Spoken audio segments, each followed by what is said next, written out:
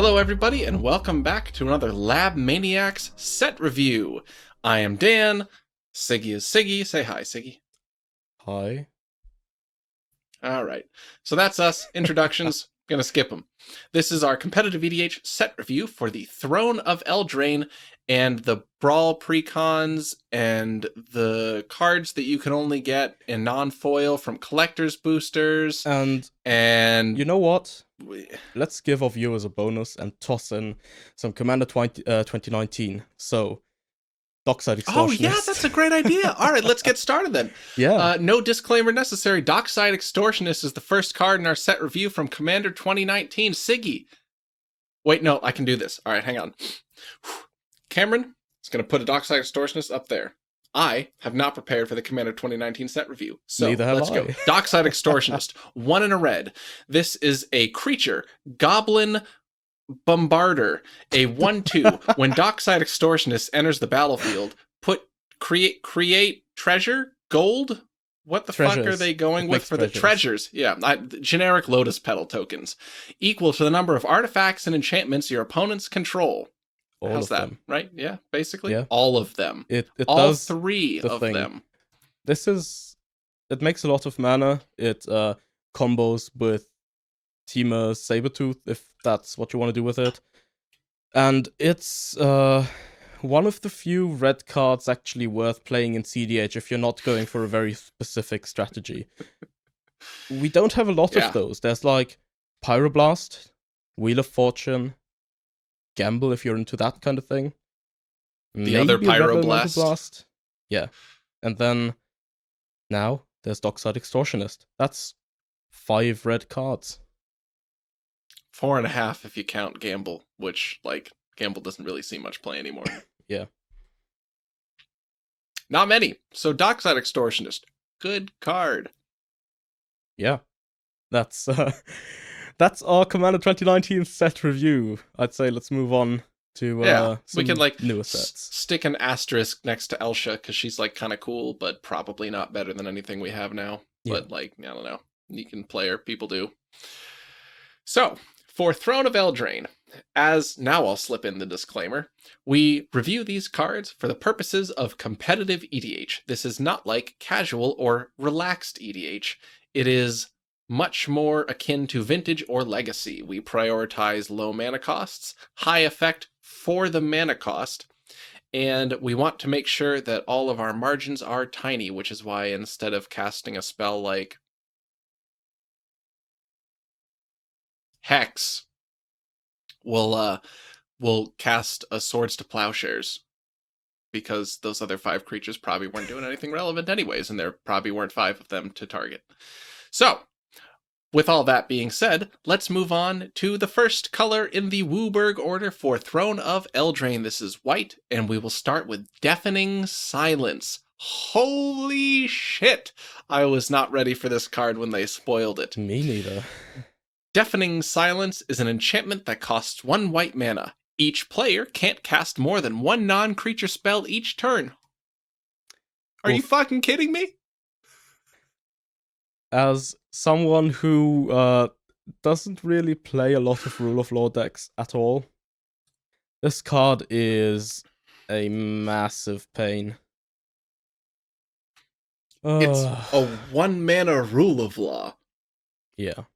Like, come on. Rule of Law is 3 mana and strong at 3 mana. 1 mana?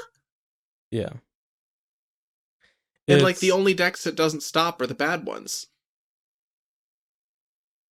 Kinda. Like, it depends on where you look at what it stops. Like, of course, there's win cons to look at, in which case, yeah, I completely agree.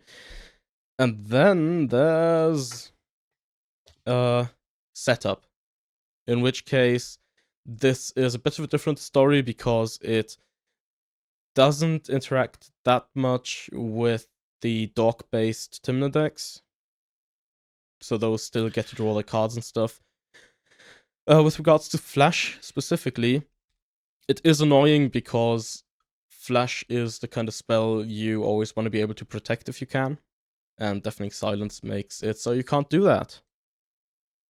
Assuming that your flash pile is even capable of winning without casting spells, which they are all not. Some of them are. Probably could have phrased that better. Yeah, Which not all of them are. Yeah. Shuffle Hulk can win without casting additional spells. Breakfast Hulk can, but you need to go for a backup pile, which is usually kind of awkward. And you can't do any of the fun things like Dread Return or Quicken. Yeah. Which DNV is fine though, right? Yeah, it is. And Lesser Masticore, get. Sacred Hulk should also be okay, I think. Yeah. Don't they also do Dread Return stuff? No, they do Sacred Guide, Lab Maniac, Hapless Researcher, and then one flex slot, which is usually filled by Blood Pet. Wait, Sacred Guide is only... One mana. Yeah. Oh, I thought it was good. 2. Shows what I know. Well, cool. Yeah, so Deafening Silence coming to a board near you a week ago. Yeah. Maybe 2, depending on when this comes out. Let's move on to the weirdest art in the set. Hushbringer. And I'm sure you already knew what I was talking about, because most of you probably have looked at the spoilers. Hushbringer is a fairy, that's a creature type, and it's still a creature. No tribal here. 1 and a white for a 1/2. Flying, lifelink, creatures entering the battlefield or dying. Don't cause abilities to trigger. And just lips everywhere. Yeah. Everywhere. 2, 3, 4, 5, 6, 7, 8, 9, 10, 11, 12. Yeah, that card is is partially shown lips. Entirely lip service. And it's so much better than Torpor Orb. Like, oof. Torpor Orb is not really worth playing right now in most or ever. cEDH metas. Hushbringer, on the other hand, is. Not only it'd be like does it like hit more triggers, because it disables even the Hulk trigger itself and stuff like an Academy Rector trigger. It also hits for Timna in the air. Because flyers are really good right now. We're like, they are. cEDH is going through the limited development cycle of we didn't have creatures, and then we had board creatures, and now we're realizing flying creatures break board stalls. Pretty soon we're going to discover there's rares. It's going to be a wild time. Mm-hmm. So yeah, play Hushbringer if you want to shut down death triggers. It's really good. It's a Torpor Orb if Torpor Orb had a relevant ability stapled to it. Yeah. Like this. So yeah, play it. It is not... Yeah. It is symmetric though, so like pay attention to that. Yeah. But so like probably don't play it in your Hulk deck, but do consider playing it in Scepter Thrasios. Or I will. Like Timna Crom, definitely. I will. Yeah. Now, let's move on to good colors. I'm tired of talking about white. And there's no red in this set review, so it is like a nice and rare occasion though that we actually get 2 really good cards for white in a set review. Yeah. Neither of those were like token inclusions, like, white sucks, but like I guess we can talk about these. No, like those are both actually gonna see a lot of play. It's nice. It's nice. Like with those 2 and Smothering Tide, we've actually gotten 3 really good mono white cards in 2019. Smothering Tithe was this year. Oh god. I think it was. I think you're right. This has been a long year. Yeah, we've had so many sets this year. I don't honestly think I like the amount of cards we're getting for cEDH. Sidebar. Let's talk about that for a second, Sigi. Do you feel like the meta's not absorbing this many cards very well? It's kind of hard to say, because I feel a lot of the cards we've been getting have been sort of more niche or unique utility stuff. And with those cards, there's always a really high threshold to pass before they're actually worth including. So while it may have been that we've talked about a ton of cards, And if we consider the format as a whole, a lot of new stuff has entered it. We haven't seen as much of that stuff in practice because there's a good chance that on one hand, we've just never played against the decks that stuff was actually good in. Or if we've played against those decks, those cards might not have come up because it's still EDH after all. That's a very interesting thought. My meta's been eaten by Jace, Wielder of Mysteries, and the Consult Menace. That is one that shows up a lot, yeah. Yeah, like that card. So I said that card was probably going to be good in Consult Cast and probably not anywhere else. I was flat wrong. That card has destroyed the cEDH meta that I've seen and warped everything into the most aggressive mid-range fest that, like, Flash would be wonderful. I long for Flash on turn 1 or 2 so that I cannot play the 6th 2.5 hour mid-range mirror in a row. It has been a bit of a grind lately, yeah. I've also noticed that. I don't have a Thrasios deck right now. I switched to Timna Crown because having a hasty 4/4 flyer sounded better to have in the command zone than Thrasios. That's where I'm at right now. That's where I'm at.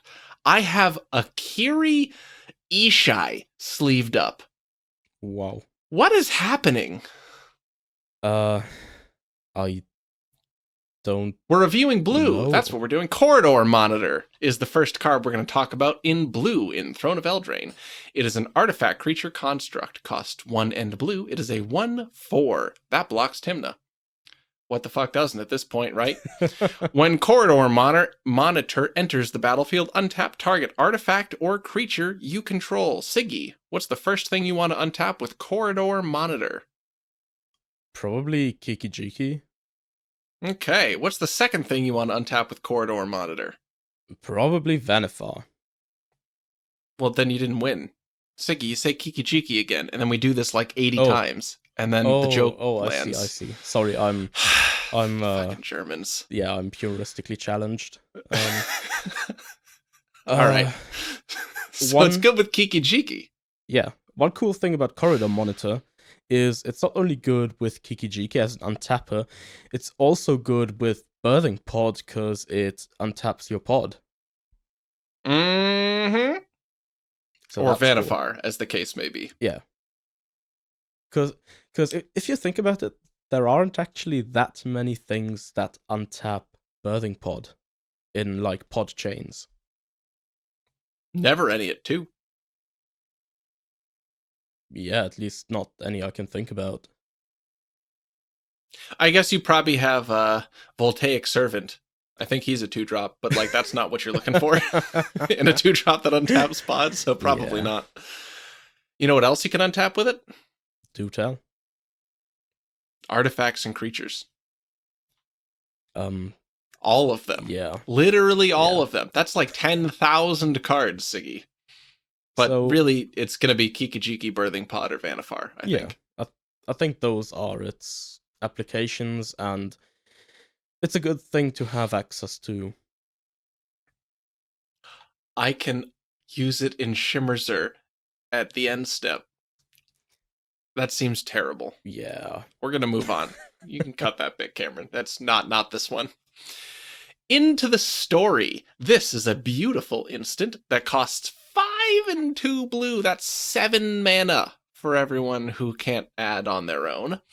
This spell costs 3 less to cast if an opponent has 7 or more cards in their graveyard. All right, so it's actually 4 mana. Sorry, because 5 minus 3 is 4. And that's, well, it's not, but the math still checks out. Draw 4 cards. Draw 4 cards, Sigi. 4 for 4 mana. What do you think? 4 for 4 sounds like the kind of deal you'd get on cheeseburgers at McDonald's. Not anymore. They actually cut the dollar menu. It's the value menu because everything is $1.29 now. Don't ask me why. That's unfortunate, but Yeah, I mean, drawing 4 cards for 4 mana, drawing 4 cards for 3 mana at instant speed when you're playing Baral is nice. You know what else is nice? Do tell. If they would print a win con for Baral. Like anything. Yeah, it I would want to be play nice. that dude so bad. Same. I'm probably one of the very few people who genuinely enjoyed the winter of 2017 when people were playing Rush Me and Baral all the time, and games would go for 4 hours of just like hard control mirrors. Oh, I did too. I had more time back then though, so Same. I was actually willing to play them. Nowadays, God, give me Flash. Kill me on turn 2. Let me go get a snack. Or leave and go home and finish homework or some shit. I don't know. Next up, we have Mirror Maid. Mirror Maid is an enchantment. It costs 1 and 2 blue. You may have Mirror Maid enter the battlefield as a copy of any artifact or enchantment on the battlefield. In one of my first budget series video things that may have been lost to time, who knows, I talked about how Copy Artifact has literally no reasonable upgrades, or not upgrades, replacements. Mirror Maid is questionably an effective budget replacement for Copy Artifact, because while it does have the same converted mana cost as Sculpting Steel, it doesn't suck because it can copy the wildly powerful enchantments that some people put in their decks, like Bolas's Citadel, or Necropotence. Future Sight, or Necropotence, yeah. So having the flex option, in my opinion, makes this actually a reasonable budget replacement for Copy Artifact. Oh. Not that Copy Artifact needs a budget replacement. It's $20 to $25. Still buy your reserve list staple Copy Artifact today. Sigi, what do you think about Mirror Maid? I can only really mirror your thoughts on it, to be honest. Like, it's a great budget alternative. I'm not sure if it will see much main deck play outside of budget decks, because like, you need to be on Dramatic Scepter, and you need to be on Dramatic Scepter in a way where you think you would want a second Copy Artifact effect to have another way to do double Scepter. And that's kind of a lot to ask for. Yeah, it is. If they ever ban Necropotence, this is a slam dunk in whatever Zer's left with, though. It's definitely a good card.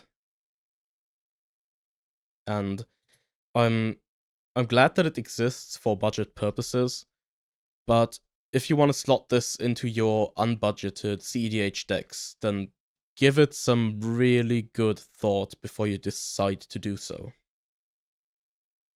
That is basically where I'm at. So, thanks for mirroring what I said. Next up, we have Mystical Dispute. This is an instant that costs 2 and blue. The spell costs 2 less to cast if it targets a blue spell. Counter target spell unless its controller pays 3. So it's a 3 mana Mana Leak, but if it targets a blue spell, it's a super spell pierce. Yeah. What do you think, Sigi? So, this is a card Wedge and I actually talked about last night in the context of Consultation Kess, and I think the thought we ended up on applies to a lot of other decks as well. Mystical Dispute isn't gonna be as good as most of the counter spells that decks already run. If you want to be the kind of deck that wants to like stop opponents from winning, that wants to interact with all sorts of different win cons, like you need to pay 3 to Mana Leak Gitrog with this, which sounds really awful, to be honest. And the situations where this card shines are the ones where you want to be the person that wins Counter Wars. Usually, that position, compared to the other one, is the one where you are the person that's actively trying to win. one specific note for consultation decks that run Jace Wielder of Mysteries is that your win is already really blue mana intensive. Like, you need to pay 3 blue mana for your Jace. And then every additional blue mana that gets added on top of that for counter spells, for whatever else you'd need blue mana for, feels a lot more than just 1 mana. I agree. It is a proactive counterspell, and the proactive decks that would want to use it probably don't right now with the options they have. Mm-hmm. But it is a very good card to keep in the toolbox. Yeah. Because it is still functionally a 1 mana leak in Counter Wars, and that is not trivial. Yep. So maybe get a copy. Maybe don't sleeve it up, but like put it in your flex options box, something like that. I think that's a good plan.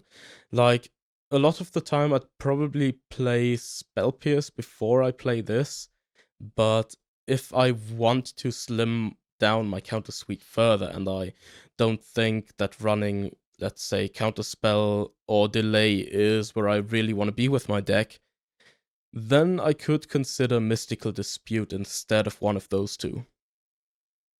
Yeah, that makes sense.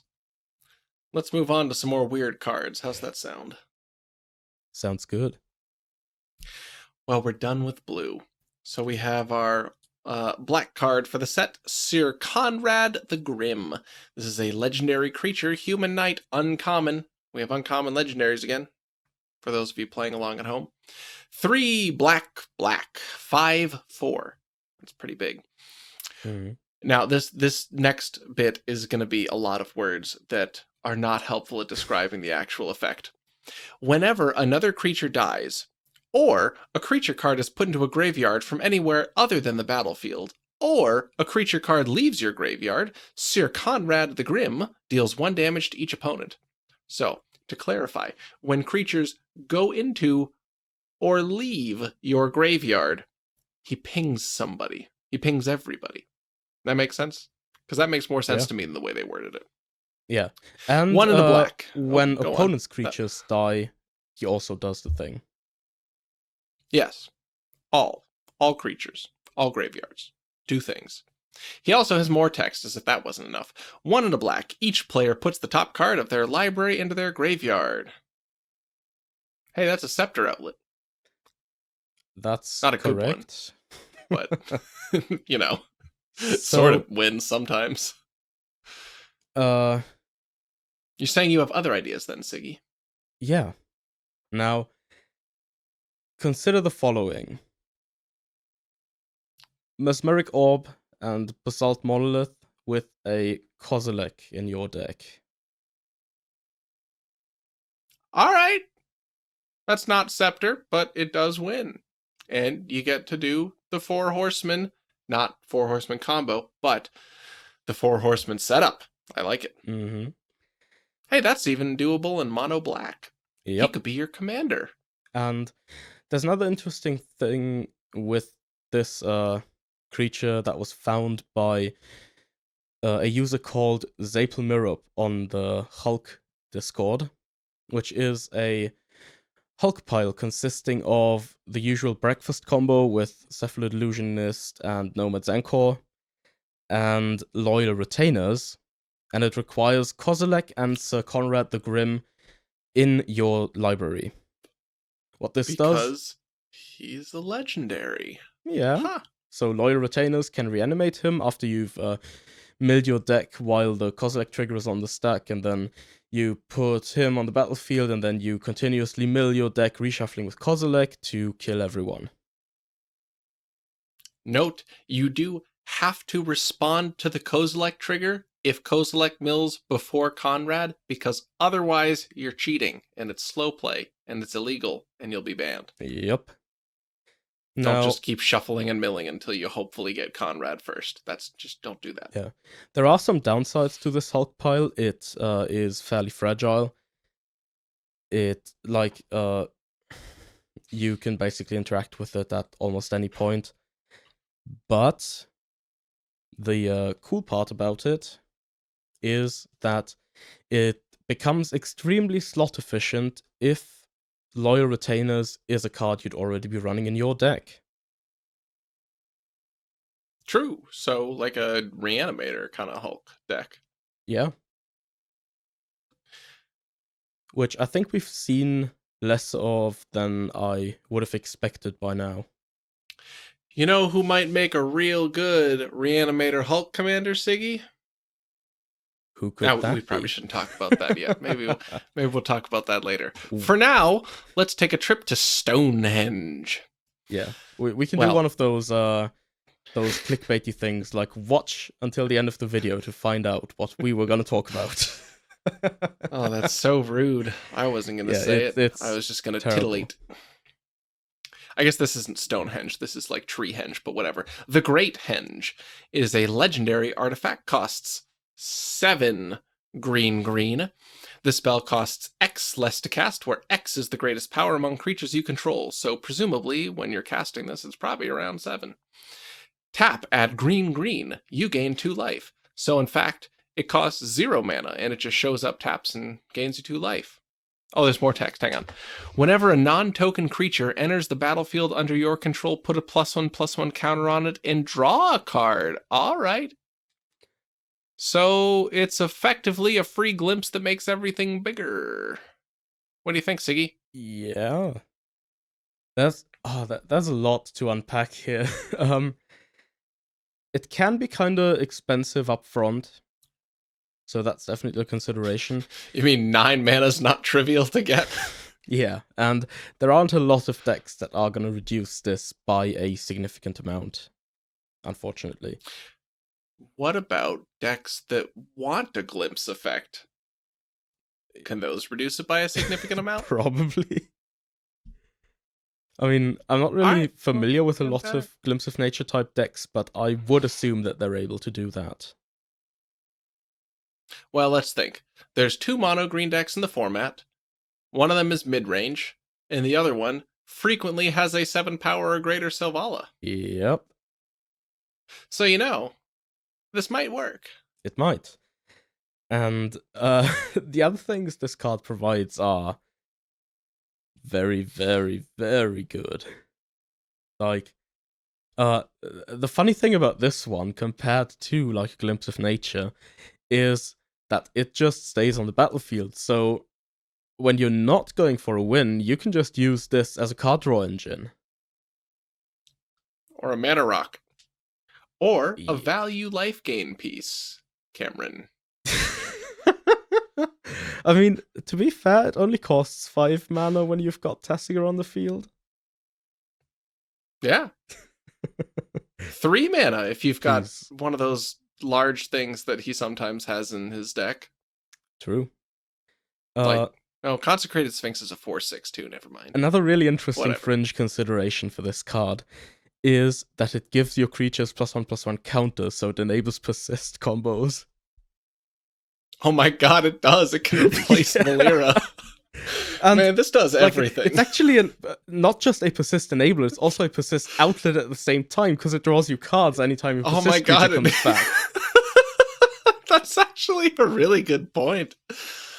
Alright, maybe there's even more to this card than I thought initially. I didn't even consider the fact that it is both an enabler and an outlet for just like sack outlet in the kitchen finks. God damn. Alright. What a card. That's pretty sweet. Yeah, what a card. If you have a foil full art copy that you for some reason don't want, and you're not a fan of money, feel free to send it to me. I need one. I need multiple. Kendras Transformation. This is an enchantment aura that costs 1 and a green. When Kendras Transformation enters the battlefield, draw a card. Sigi, I'm already sold. So far, Enchanted creature loses all abilities and is a green elk creature with base power and toughness 3/3. So they're basically giving us green Gilded Drake. That cantrips. Instead of gives you whatever random Gitrog monster, Najeela, Tasigur, or Tymna. Is there anything else that really gets? Yeah, I guess Tymna. Tymna's a I do terrible Gilded Drake Tymnas target. from time to time. It's not a very good one though. It's fine, I guess. You but gotta do what you gotta yeah, do. that's for sure. I like this card. This card is clean. Yeah, it's really sweet, and it might be kind of weird to say this, and I might be projecting a little bit here because it certainly happened for me. But this might be a card that people are kind of sleeping on, because if you think about it, like a Gilded Drake that cantrips instead of giving you their creature, it actually sounds really good. Yeah. The only downside to that I can see is that they can like block a thing with it and get their creature sorta back. Ish. That's true. It's like the Lignify versus Darksteel mutation kind of debate. Like Darksteel mutation is better than Lignify because it makes it a 0/1, but it's also indestructible. Mm-hmm. So they always have the thing, sort of. Yeah, but they can't really get it back. That's a good comparison, yeah. Either way, I really do like the card a lot. It's good. And it'll probably see some amount of play. The more or less colors you run, the better it gets, obviously. Yeah. Less mana than Song of Dryads. True. On, while Sigi thinks, to the next card. Oakhame Adversary. This is a creature, elf warrior, 2/3 for 3 into green, but only never. This spell costs 2 less to cast if your opponent controls a green permanent, which is like basically every game I've ever played of cEDH, I think ever. Kinda. Like all the time from turn 1 on. So just don't go first and try to cast him, I guess. So he is a 2 into green for a Death Touch 2/3. Whenever Oakhame Adversary deals combat damage to a player, draw a card. So where do you want to start, Sigi? The Death Touch, the 2/3, or the draw a card? Okay. So first off, Green Bob. Secondly, Death Touch. That's probably the easiest one. Death Touch on this kind of creature is incredible, because being able to swing through a Gitrog is super, super relevant for its general synergy in Tymna decks. Can even swing through a Thrasios. Oh yeah. It can swing through everything, technically. Like, what would you block this card with? Realistically speaking. I'm trying to think and not coming up with anything. Mm-hmm. Beast Within token? Okay, that's a good one, yeah. Or like a Gilded Drake. But I don't even know if I would do with a Gilded Drake, depending on what deck I was on, I guess. Mm-hmm. But man, yeah, this guy is hard to block. It is. And yikes. I mean, being hard to block also just synergizes with its combat damage ability, because that's kind of how they designed the card. Yep, that is true. That is true. And finally, it's a 2/3. And 3 toughness creatures are really, really good right now. Yeah, actually they aren't. I'm going to go ahead and say it. We've moved past lives through blocking Tymna. Doesn't matter anymore. Lives through blocking the Gila is my new barrier, actually. Interesting. What? Because everything we play blocks Tymna at this point. That's why Tymna's gotten way worse. She's still really good, though. Oh, yeah. But she's like balanced good. The format got to a point where she is now a reasonable card, not like, holy bananas, I'm drawing 3 cards a turn every turn. Now it's like, I'm drawing maybe 1 or 2 cards a turn off her. Yeah. Maybe. That is true. She used to be upsettingly good. Now she's just uncomfortably good. Yeah, because everyone plays creatures now. Yep. As we covered, the limited cycle. First, there was Ancestral Recall. Then there was Grey Ogre. Soon we're going to learn about we're going to learn about Urnam Djinn. That's, well, Ooh. no. Yeah. No. I mean, Grom technically is that. I guess he is, basically. I think. Kinda. He's probably closer to a Mahamoti Jin. Because Urnam Jin is forest walk, not flying. Whatever. Either way, okay, Mattversary is still a really good card. It is. And I think, to sum things up, if you're a Tymna player, at least consider putting this into your deck. Even if it doesn't end up making the final cut, when you like draft up your initial list, put this in. It's fine if you need to cut it later, but it's quite close to Dark Confidant in terms of what it can do in our format. I agree. Sleeve it. Hold off on the second sleeve or the signed foil copy, but like definitely get a copy and sleeve it in something. Preferably a magic card size sleeve. Next up, we have a card that is one of my favorite cards in terms of, and I never thought I would say this, the pure top-down Vorthos goodness. Mm-hmm. This is Once Upon a Time. Ooh. An instant that costs 1 and a green. If this spell is the first spell you've cast this game, you may cast it without paying its mana cost. Look at the top 5 cards of your library. You may reveal a creature or land card from among them, put into your hand, rest on the bottom, random order, blah, blah, blah. This card is actually my favorite top-down design I have ever seen in anything resembling a card game ever. Oh, wow. That's some high Once praise. upon a time, the very iconic first words to a fairy tale begins the story, begins this journey. And Once Upon a Time is a free spell if it's the first thing you're doing in the game. So for starters, like, it just happens. It's the first thing that you do. It starts off the story, obviously. Mm-hmm. And it finds a creature or a land. Sigi, what happens in stories? Once upon a time, let's dumb this down even further. in a faraway country, there was a person. There you go. So, that's Once Upon a Time starts the story. Beautifully so. Because it's actually like reasonably balanced. Like it's very strong. Let me be clear. Not in cEDH. In like real Magic, 60 card Magic, where you like have consistency in things. It's really strong.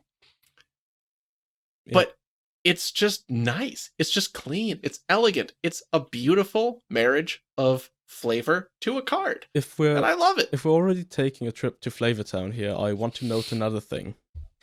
The first Once Upon a Time every game feels amazing to cast. Like you said, it's a beautiful start to a wonderful story. Much like if you were to suddenly say Once Upon a Time in the middle of telling some kind of fairy tale, the second one sucks. Yeah, nowhere near as good. That's why a lot of standard decks are playing like 1 or 2. Mm-hmm. It's real cute. Yeah. But yeah. So let's talk about it with respect to the format that I supposedly play. Yeah. Okay. So with this card, obviously having it in your opener is kind of nice. But we also need to look at its value as just a instant speed, 2 mana, look at the top 5, get a creature or a land. My main concern with this card is that it's not actually that easy to find a deck where you only really care about lands and creatures. Yeah. Like, I've seen people talk about it for Mono Green Selvala, for instance, but a lot of the key spells in Mono Green Selvala that enable your storm turns are not actually your creatures. They're stuff like Greater Good, or another card we're going to talk about momentarily. Literally next. What else might care about creatures and lands? I mean, I guess you could make a point for trying it in like a Hulk deck, but not really. Because Hulk decks have a lot of non-creatures. Like Flash. What about Anima. Does Animar care about lands? I mean, I guess they're not bad. So you're saying if you can care about one thing and like not mind the other one, it's not bad? Yeah, I'd say that's probably fine. Like, if you're active, but you need to actively want the other thing. And there aren't a lot of decks that, like, really want some creatures just, like, right now. Yeah. So what you're saying is it's a good card, but doesn't really necessarily have a home yet. Yeah. You know, I feel like we could go back through our set reviews and make a video exclusively revisiting cards we say that about and not have seen any of them find a home. That actually seems like a cool video idea. We should do that. What do you think? Yeah, if you think we should do that, put in the comments. Tell us. If people want it, then we'll do it. Because what does Sigi and I have but time on our hands or something, right? Yeah. We have literally anything but that. Yeah. I have nothing on my hands. You can see them. I've got some hair and some fingernails. And a bit of skin, I guess. See, I would call all those except the skin in my hands, and I would call the skin a part of my hands. So okay, that's fair. Oh, I guess I have a ring on my hand, but that's more on my finger. And I have this wart on my other finger, but that's also not my hand. So it's like the hand, the palm? Where does the finger differentiate from the hand? That's not a topic for this video. Let's move on. I shouldn't have gotten the philosopher started. Fuck. Return of the Wild Speaker.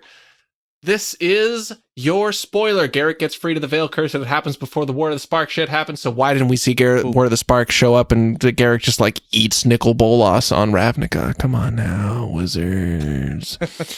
So this is an instant that costs 4 and a green. Instant. Let me be clear. This is an instant, not a sorcery. Choose one. Draw cards equal to the greatest power among non-human creatures you control, or non-human creatures you control get +3/+3 until end of turn. The curse is broken. Yeah. Dude's mad at Lily. So Sigi, what are some non-human creatures that you might want to draw cards equal to the greatest power of among? A certain Phyrexian Dreadnought, perchance? That makes sense. So you're saying this has a home in Sansblack Flash Hulk. That doesn't sound right. It's a what were you thinking? Just literally that. The other deck that plays 5 mana, draw cards equal to the greatest power among creatures you control cards. That makes sense. So this probably replaces Soul's Majesty. Maybe. Or just gets added I'm in, I honestly guess. not sure what 2019 Selvala looks like exactly. But I've seen a bunch of Selvala players say that having another instant speed draw cards equal to the greatest power among creatures you control effect is something they've wanted for a while. I mean, it's pretty good. It is strictly better. Literally strictly this time. I mean strictly better than most of their other options. Because the deck plays 0 relevant humans for that effect. So it is strictly better than Soul's Majesty. It's faster. And it's got another mode. Because, like, you can be like, I can't really combo out, but you're looking threatening, so I'm going to attack you with, like, these 5 dorks. Return of the Wild Speaker, kill you. And then you can just get somebody. But mostly you're probably just going to draw cards. Swing their board at someone is definitely going to look, like, really suspicious from now on. It'll be even better if you can quicken a Triumph of the Hordes. Jesus. And by better, I mean probably worse, because then you're cheating. Yeah. Speaking of cheating, I got nothing. But the next card's awesome, and feels like you're cheating when you cast it. This is Drown in the Loch. This is an instant that costs 1 blue and 1 black. Choose one. Counter target spell with converted mana cost less than or equal to the number of cards in its controller's graveyard, or Destroy target creature with converted mana cost less than or equal to the number of cards in its controller's graveyard. Sigi, what would you say the average cards in graveyard is for a given opponent on turn 2? I'd say 1 to 2 most of the time. Okay. On turn 2, what is the average CMC of a spell or creature you expect to be countering or destroying? 0 to 2. Okay. Now, say the game scales a bit, and you get into the mid-game. What is the average amount of cards in a graveyard you expect to see in an average opponent's deck in the mid-game? Let's call it turn 5 at this point, because turn 5 is not the late game anymore. Definitely more than 5. Okay. And what is the average CMC of creatures you need to destroy or spells you need to counter in the mid-game of an average opponent? Like 1.5. Oh, so you're saying it didn't change much from the beginning, really? So, Yeah. so okay, hang on. Let me get this straight. So from what I'm hearing from you, on turn 1 to 2, it probably counters or destroys everything relevant that someone might be doing. Yeah. And on turns everything else, it probably to definitely counters or destroys anything they would probably want to be doing. Yeah. Now, it's great from the angle you chose to look at it from. I said from there twice. But yeah, it's great from that angle. Let me give you another angle. Okay. Starting from which turn do you usually have 2 mana open to interact with people? 0 to 1. Really? Were you not listening when I described my meta to you, Sigi? I haven't had a single non-ramp, non-land, non-artifact, non-fuck, words are hard. I haven't had a single non-mana permanent stick around for more than like 2 turns in months. Like, it just doesn't happen. Yeah. Rhystic Study is useless. I'm like playing Painful Truths sometimes. Goof. Okay. The answer I was expecting, fucking words, was turn 3, roughly. Yes. And I would agree to that in an average meta. Yeah. Not mine. And from turn 3 onwards, I think it's quite safe to expect that people are gonna have an amount of cards in their graveyards that's equal to most of the stuff you'd want to counter by that point. The one exception maybe being an early ad nauseam, but then one that's likely from their opening hand, because every tutor they expend to get it obviously adds another card to the graveyard. Every cantrip they cast also does that, and so on. But other than ad naus, I think this hits like everything at a time where you would want to hit it. Yeah. Can I let you on another secret, Sigi? Do tell. Guess how many ad nauseums I've seen resolve in the past 6 months, on average, per month? 0. I think my average is more like 0.4, but yeah, it rounds to 0. Jesus. It rounds to 0. Do you know how much that hurts, Sigi? It rounds to 0 per month. Yeah. I play like 20 plus games of cEDH in paper in a month. Rounds to 0. That's Guess rough. how many decks at those tables are playing NOS? All of them. Like 50 to 100%. Not always all of them, but it's usually at least 2. Usually it's 3, but like, man. So yeah. Throne of the Loch. This card's really good. It is. Especially where we're at now. With a more mid-range, grindy meta. Like, come on. Yeah. Flash, really? That's what you're talking about? What I love about That's this the 2-mana card instant I'm about. is that it's actually a good modal spell for once. It's a spell where each side of the card is worth paying 2 mana for. Yeah. Each side of the card is worth paying like 2.5 mana for, realistically. Because we have conditional counter spells at 2 mana that get printed nowadays all the time. And we have conditional removal spells that get printed at 2 mana all the time. Yeah. And those conditions that those spells we've been seeing get printed with are debatably stricter. Oh. I would say not even debatably. They are stricter than have more cards in your graveyard than the CMC. At least like Dovin's Veto. For the phenomenal formats we're 2-mana. playing. Yes, sorry, I should clarify. For the formats we play, obviously you can't counter like, I don't know. Well, actually no. Even in no. At all, really. Ever. Maybe standard. But even then, I was trying that's the only one I was thinking about, good. It was still good in standard. I was surprised, actually. But yeah, no, this card's phenomenal in any format with fetch lands and like real cantrips. Even fake cantrips like modern, it's still good. It's super good. Throne of Loch's phenomenal. Get but one we should move on ASAP. some. Get two foils. Faber Oh Elder. This is a creature, tree folk druid. It is a 0/0 for 1, a green and a white. Now you're thinking, wouldn't that die upon entry as a state-based action? And you'd be wrong, because I haven't read the rules text. Vigilance. Faber Oh Elder gets +1/+1 for each color among permanents you control. It's a 2-color permanent. Hop off. For each color among permanents you control, add 1 mana of that color. I forgot the tap at the start of that ability. Tap. Do that thing. Jesus. So. Can you imagine? Well, that wouldn't even work. It'd be a static mana production ability. It would loop. It would just progress infinitely. Like, it would just unbounded spiral into the death of the game. You couldn't do anything about it. It just keeps making mana. Yeah, no. So this is actually more like a 3-mana vigilant growing bloom tender. Yep. What do you think, Sigi? Now, which decks like creatures that can swing like that? Oh, I know this one. It's Najeela and Tymna. Yeah, boy.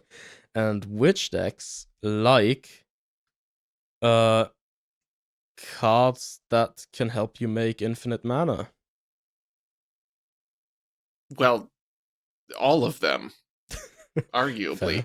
But mostly Thrasios and Najeela. Oh, I said Najeela twice. Maybe we have a winner. Mm-hmm. Now, for Najeela specifically, this is something Pongo pointed out. It's kind of difficult to have a blue permanent on the table, because that's gonna be like Mystic Remora or Derevi, and when you have Derevi, you're likely already winning. But if you somehow have a blue permanent on the field with this, and a black one, and Najeela, you just win. You know, Faber Oh Elder, Derevi, Najeela wins with a single blue producing land. Or black producing land. That's actually like non-trivial. Yeah, that is significant. But either way. Yeah. It's good. This is really cool. And can attack for Najeela and then tap. Make mana. Yep. Do it again. And it can swing for what's his face? Tymna? Yeah. Her face. Yes. And then it can make mana, which is also good. Like, swing for Tymna, draw a card, tap it, activate Thrasios, draw another card. Yeah, that's true. If you have Thrasios, Tymna, Faber Oh Elder draws you 2 cards, 1 from each commander. That's cute. That's real cute. Mm-hmm. And then, of course, you know what? You get all of the freed from the real backup kind of stuff, if that's what you're into. Yeah.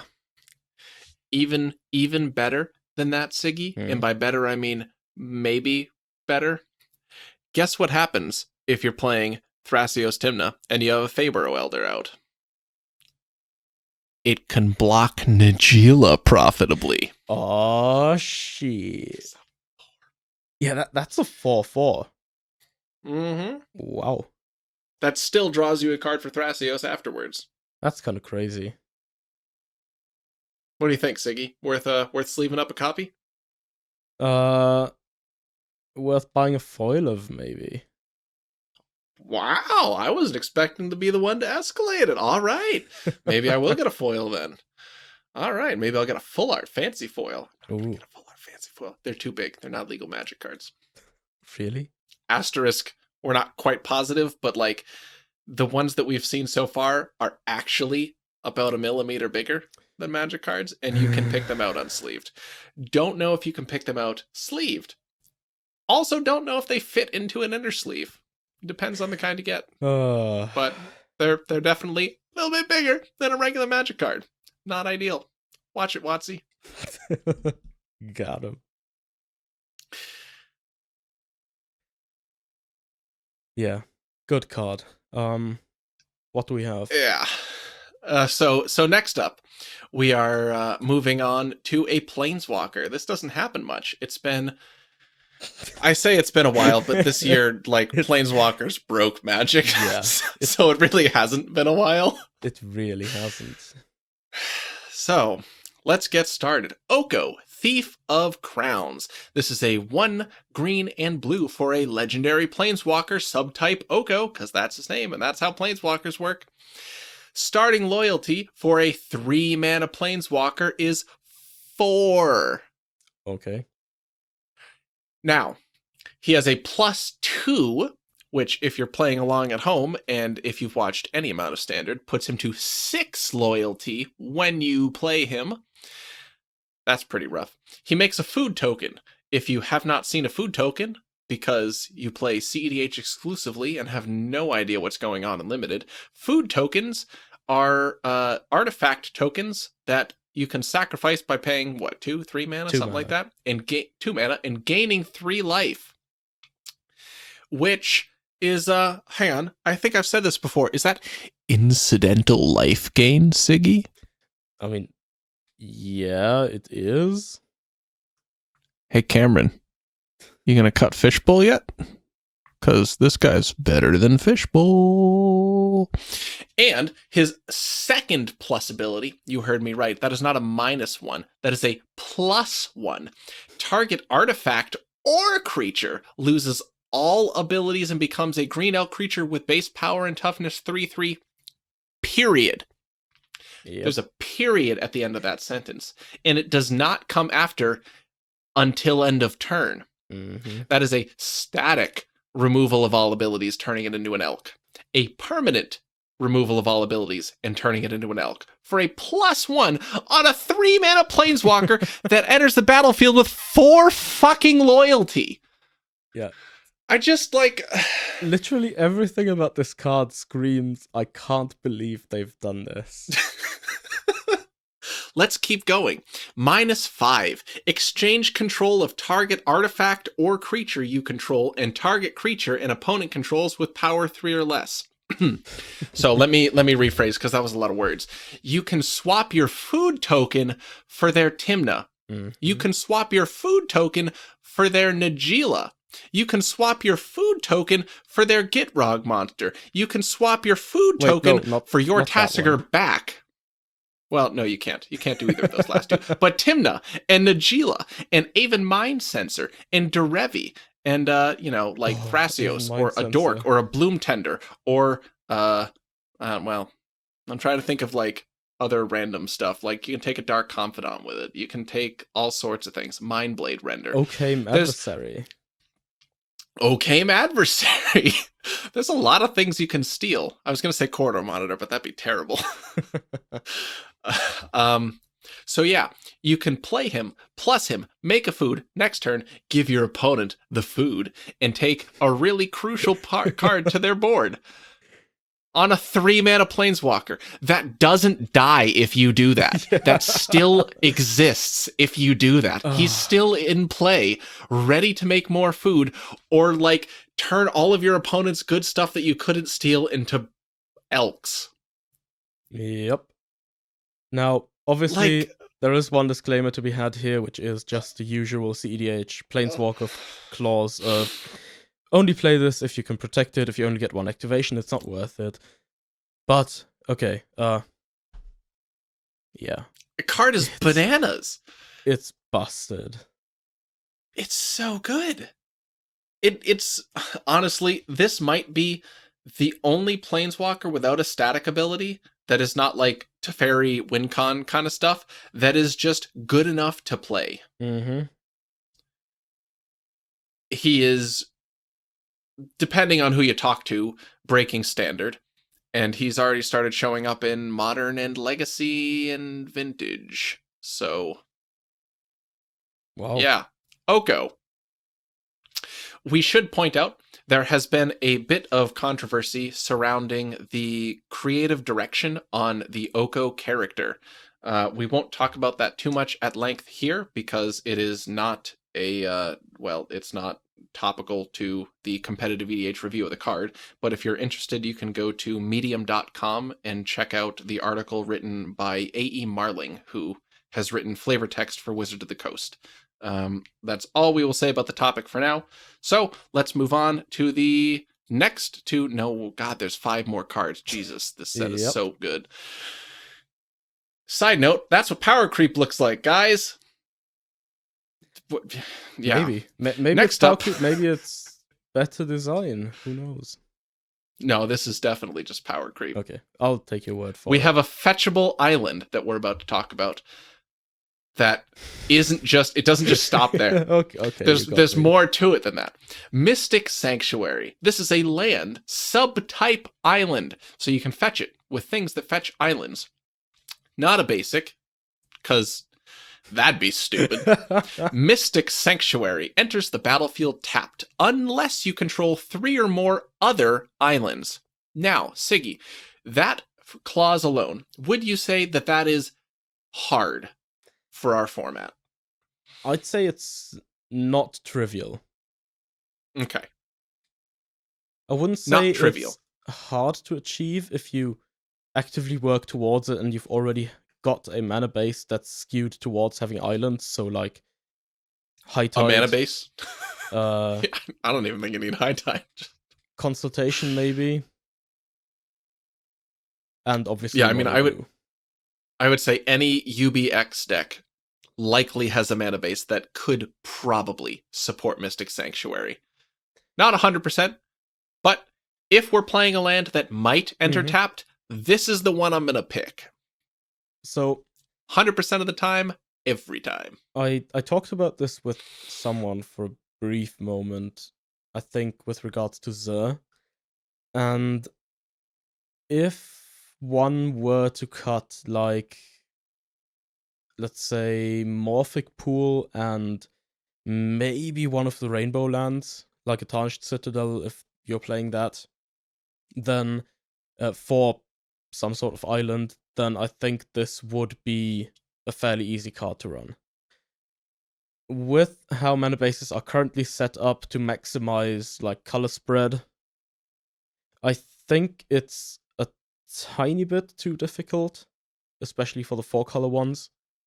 But if you wanted to include this card, it would definitely be possible to make slight adjustments to your mana base to support it. I plan to. Because the other bit that I haven't read yet, when Mystic Sanctuary enters the battlefield untapped, so you do have to get the untapped clause to get this trigger, you may put target instant or sorcery card from your graveyard on top of your library. A fetchable, noxiously mystical tutor. Yeah. Fetchable. You can fetch it. It's a land. It's a land that enters untapped, assuming you meet the clause, makes blue mana, and also mystically noxious revivals you. I am a fan. It's good. But it's definitely power creep. Definitely a bit of power creep here. It's really, really good. Having an uncounterable noxious revival type effect for instants and sorceries is definitely something that can be abused. You know what this didn't need to have, Sigi? A subtype? Yeah. This would have been a strong land if they cut the island word out from the type line. Like, this would have been good if it was just a land you could play that entered untapped if you had 3 or more islands and did that effect. This would have been strong. Like, it would have been playable in most formats already. But they made it fetchable.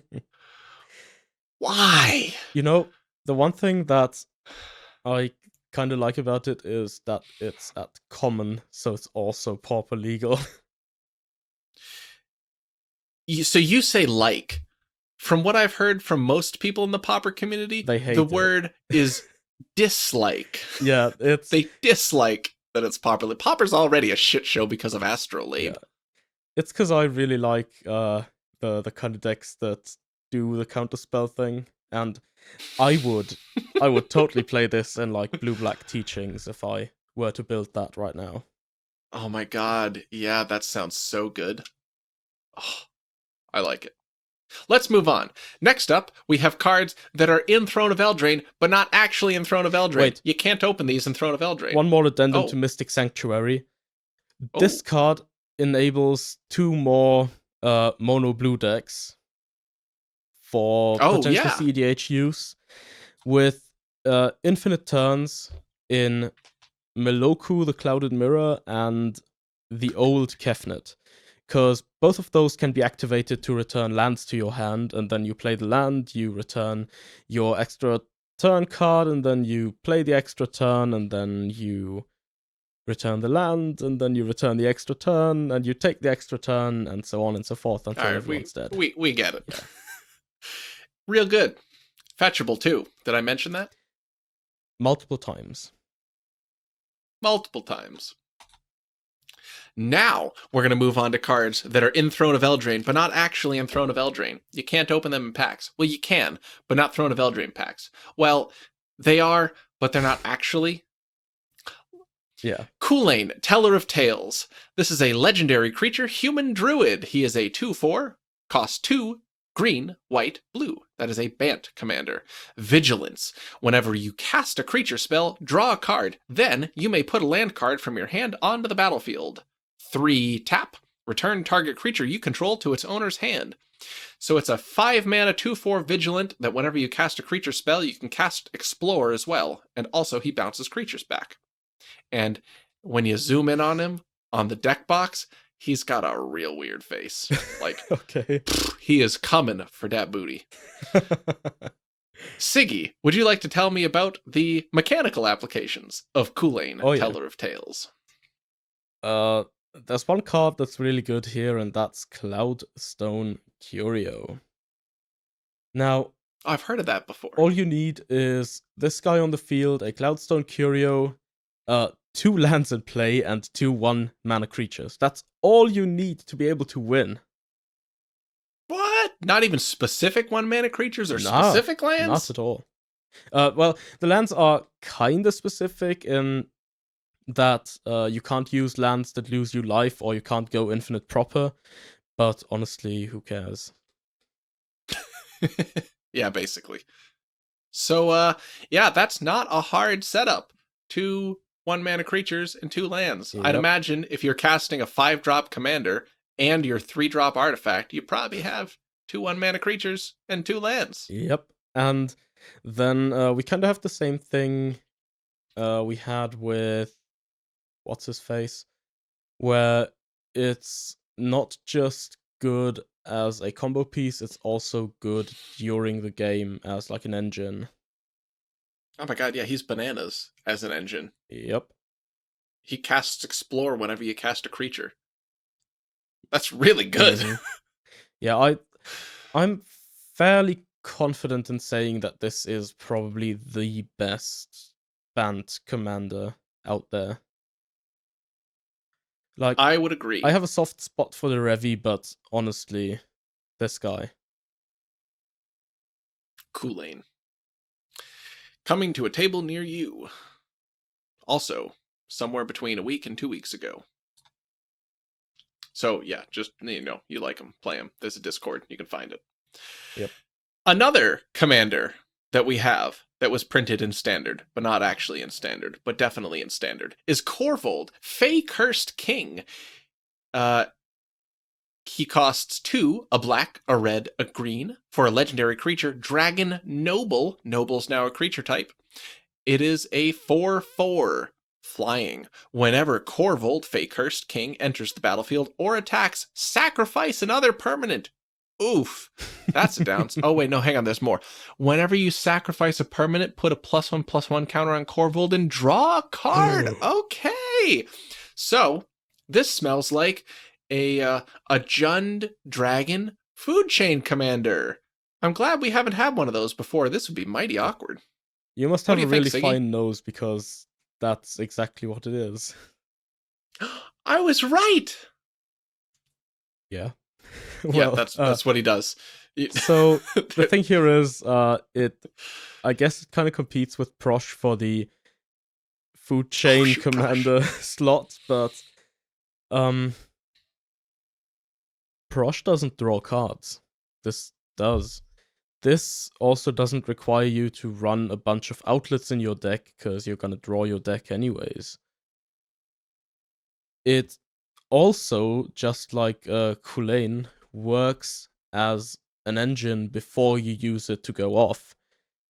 All of these three things combined are, in my opinion, more than enough to be able to stand up to Prosh.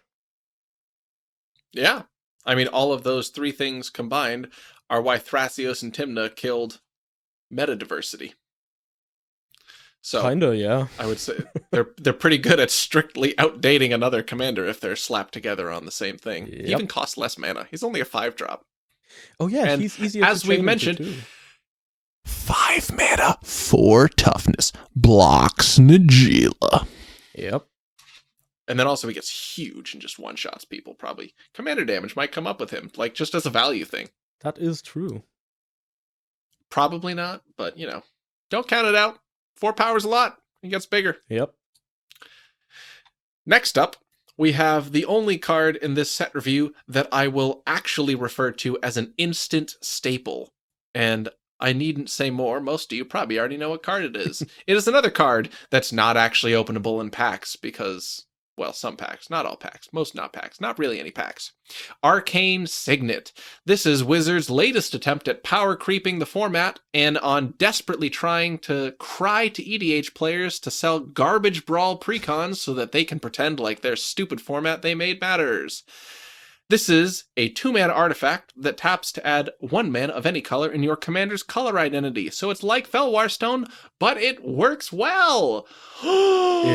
it just works. It's literally the best 2-mana rock. It's like equivalent to Grim Monolith in terms of power level, I would say. Without but it's better in many decks. An explicit upside, you can't really make a better 2-mana mana rock for commander. Yeah. Like, in terms of producing colors, this is as good as it gets. And that's why that card is so stupidly overpriced. For now. For now. Brawl print runs for the precons is like they're getting more, so don't pay $40 for one, don't pay $20 for one. You can probably get these for $5 to $8 in 6 months. Hopefully. You will. They saw that 8 decks was not sufficient for most LGSs because, surprise, surprise, print an instant commander state. Yeah, that 8. Jesus. 8 of all of them total combined, 2 of each. 8. Like when Star City is not offering pre-orders on a product, Wizards fucked up. Mm-hmm. So yeah, just wait, get one later, print a proxy. Nobody cares. 8. Yeah, so that's Arcane Signet. Like, there's nothing to talk about. It's just better than every 2-drop rock you're running already. Yeah. So just cut the worst one. Exactly. Next up, we have another card that you can't open in a pack, except for some packs, and is starting to warp standard, but it's only available in foil, except for the kinds that's not, so you can't get a proxy of it from a judge. So if you only got the foil ones and they warp, shit out of luck, I guess. This is Kenrith, the Returned King. He is a legendary creature, human noble, another noble. Not a king, a noble. Shouldn't he be human royalty? Like, isn't there actually a distinction between nobility and royalty in, whatever. Oh, he's a 5/5, costs 4 and a white. And let's strap in for his 5 abilities. For a red, all creatures gain trample and haste until end of turn. That's all creatures. All of them. You can shaft your opponent by paying red, giving someone's board, haste and trample, and letting them dunk on somebody for you. Oh, that's nice. Politics. The king plays politics. Who to thunk it? 1 and a green. Put a +1/+1 counter on target creature. Not that you control, just target creature. 2 into white. Target player gains 5 life. Target player. 3 into blue. Target player draws a card. This one's just you. But like you can do some real cute stuff to the console player. Do not do this to other people. Unless it kills them, in which case, do it. Yeah. 4 into black. Put target creature card from a graveyard onto the battlefield under its owner's control. Definitely mostly stick to using this one on yourself, but there's some real cute Rexage plays you can make. Ooh. So, Kendras the Returned King. Yeah. Talk to me about this this Reanimator Flash Hulk shell, Sigi. Sorry, Infinite Mana shell, Sigi. Oh, Yeah, no, that's not it either. Anything shell, Sigi. Right off the bat, this guy is easily the best option for anything that does infinite mana in 5 colors. It's just better than Golos. Let's get that out of the way. It is. Most things are. Yes. First of all, it doesn't lose to Null Rod. Second of all, it can just win by itself without any other dedicated slots, because you can just reanimate or have a bunch of creatures, give them haste, make them infinitely large, and that's your win. What else does he do? You don't even need Lab Maniac to win with infinite mana. Yep. Isn't that wild? You don't even need Twister Loop. You don't even need anything. It's just crazy. You just need like a couple of creatures, 3 creatures. Yeah, that's literally all you need. What else does he do? He reanimates everything. Stuff, and I think that's where his like niche could be. Being a thing in the command zone that can let you have a admittedly overcosted but reanimation effect. Overcosted? It's reusable. Yeah, that's kind of the Recurring Nightmare is more mana for a reusable reanimation than this guy. It is overcosted from the standpoint of paying literally 10 mana for your first reanimation, but Sure. If you reanimate stuff more and more over the course of a game, if that's what happens, then it becomes more and more worth it. Now, where could this be relevant? Oh, I know. Yeah. The command zone, because he can be your commander, so he'd be relevant from the command zone. Yes. I contributed. So one thing I thought about right before we started recording here was that you can do some really funky stuff with Kenrith and Dockside Extortionist. Like, you can make a Hulk pile that's literally 1 mana sack outlet, Dockside Extortionist, with a Kenrith on the field. Oh my god. That leaves you with 3 free CMC in your Hulk pile. And what you can do is Dockside ETBs, you get a bunch of treasures, you sack the Dockside, you reanimate it with Kenrith, and that's how you get infinite mana of any color, and then you do, I don't know, whatever the fuck you want. Put infinite +1/+1 counters on those creatures, and the other 3 CMC you had and kill the table. Yeah. You can do that. You don't even need to draw cards.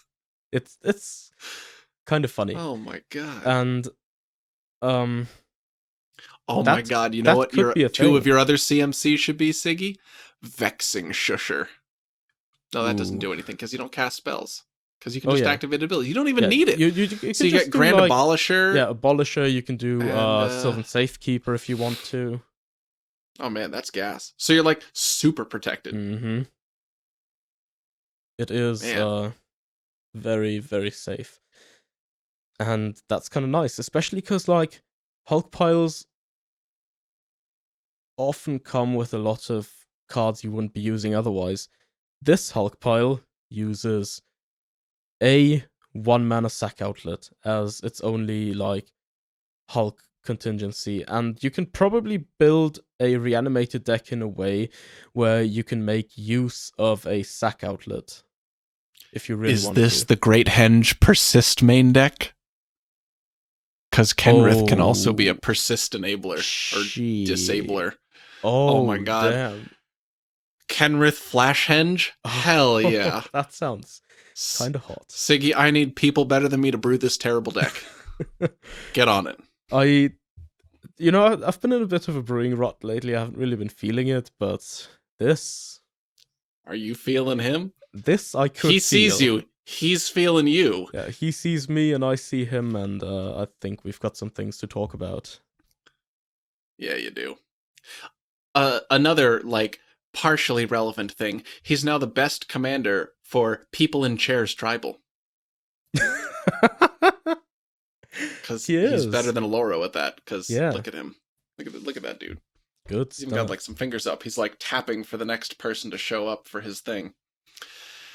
Yeah, so that's Kenrith. Yep. Is he the guy that Emrys gives the sword to, canonically? I do not follow the story, unfortunately, so I can't tell you. I don't either. But if this dude's Arthur, and Emrys is the Lady in the Lake, then he probably got his sword from her. I wonder why he's returned. He probably died. I heard there's some like real rough stuff in the backstory of Kenrith and Will and Rowan. Do you mean like rough in terms of unfinished or rough in terms of brutal? I mean rough in terms of Will and Rowan are, I believe, children of him being sexually assaulted and or raped by a witch. What the fuck? Kind of rough. Yeah, like Wizards went in on this story, and apparently it's phenomenal. Like, apparently the Throne of Eldraine book is just a really good fantasy book, and it's just like incidentally related to magic. Damn. Which I can get behind. Yeah. But yeah, it sounds like Kenrith had a troubled past, or a awful past, to say the least. It does seem that way, yeah. So with that happy note, we will conclude our set review of Throne of Eldraine and Throne of Eldraine accessories for competitive EDH. Sigi, would you like to leave us with any final thoughts on the set and the set's byproducts that are also in this set review, because I'm not sure where else they would go? Much like our recent games of competitive EDH, it seems that these set reviews have just been getting consistently longer and longer, because Wizards just keep printing cEDH viable cards, and I'm glad they're doing that, because I really enjoy having new toys to play with, but it's been a lot this year. Yeah, it has been. And from the disarray of every other format in the game, Yeah. I would say it may not have been the best year. It's tough to say, I think. For format stability. I suppose it depends on how much you enjoyed the way Magic worked before 2019. A lot. Because I miss Return to Ravnica. It's just, it feels kind of fundamentally different now for a game that we've been playing for probably upwards of a decade. It feels like maybe not much of the basic stuff, but a lot of the stuff that comes like after the basic level has changed in some way. Yeah. Magic is getting different, and I don't know, I can't quite put my finger on it yet how. Mm-hmm. But this year was different. Yeah. Like, and I don't know if it is power creep. Like, power creep is definitely a large part of it. They have printed more objectively stronger cards, and have dramatically shifted the landscape of Eternal formats that did not have much change for a long time. The cards they printed for a long time. It's also like, even just looking at standard, there's stuff in there that I like. Usually when I look at standard, I kind of recognize a bunch of archetypes, and while some of the like theoretical archetypes are still kind of there, standard right now just has all of this unusual stuff. And I mean, I kind of like it because a lot of those decks are super fascinating, and they're really unusual things that kind of take a while to discover. Like that 4-color Kethis deck at the end of the last rotation that popped up that was That thing was super wild. Cool. And now we've got Band Golos, and we've got what's the other weird one? Dance of the Mans Esper like stuff. Yeah. That deck looks amazing. And yeah, I don't know how long it's been since we've seen a deck like that in Standard. Yeah, I don't know. I was just talking to this stuff with Smurs yesterday or today or something. We were looking at some of the Golos variants, like just Field of the Dead decks in general. And if you showed a Field of the Dead standard deck to someone who's experienced playing standard, like maybe it ended in Theros, where you had Mono Black Devotion, Mono Blue Devotion, and Esper Control, like real normal decks, and you showed them Bant Golos, they would just stare at you and be like, are we playing Yu-Gi-Oh or something? Like, what's the deal? The funniest thing is, we're going back to Theros. What's that going to be like with all of this stuff in the format? God. Who even knows? I don't... Magic is back to another Wild West, I think. Absolutely. Like, it's getting crazy up in here. And the only people happy about it are people who can spend money on all these goddamn new cards they keep printing that we have to have. Like, come on. Yeah. They are power creeping my wallet, that's for sure. I still don't have a Force of Negation, and I really need one. And they're only going up. Mm-hmm. Or what, like 30, 35 US now? I don't They're even probably wanna like look. 20 in Europe. They're probably like 15 or 20 euro, but... They're probably above 20 euros. They're probably 25 to 30 euros, actually. Modern Horizons was probably not the easiest set for European distribution to get. It's tough. Yeah. But this set is really cool. It has some great... It has some great flavor. Cards are neat. Top-down cards are great. Some top-down cards are a little odd. Power level is... crazy. I don't know. Like, through the roof? Yeah. Is that a good way to say it? I feel like I've said that in the past several set reviews. I kind of miss Hour of Devastation. I don't. I really don't know. But, like, it wasn't the worst. Just having a set where we could look at it and be like, yep, this set sucks. Not even going to record a set review, because then I would have time to, like, wash my face or something. I don't know. Either way, Throne of Eldraine's great.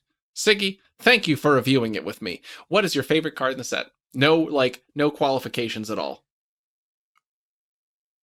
I'm just going to toss out OK Mattversary. Nice. What's your favorite card? Mine is the Storybook Frame Fave Wishes.